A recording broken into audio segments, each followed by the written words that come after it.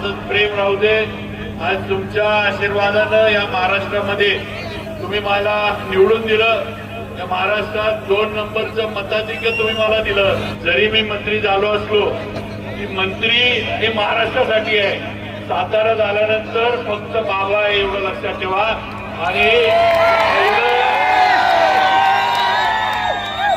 सातारा झाल्यानंतर पहिला सातारा, पहिला आपण सातारकर आणि मग काय असेल ते लवाजमा जो असेल तो नंतर।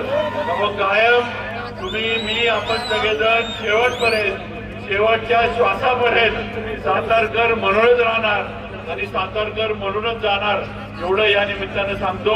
परत एकदा सगळ्यांचं मनापासून स्वागत, सगळ्यांचं मनापासून आभार, बाळासाहेबांचं मनापासून आभार मानतो आणि वाढदिवसाच्या शुभेच्छा आपण दिल्या त्याबद्दल थँक्यू आणि लव्ह यू ऑल एवढंच सांगतो।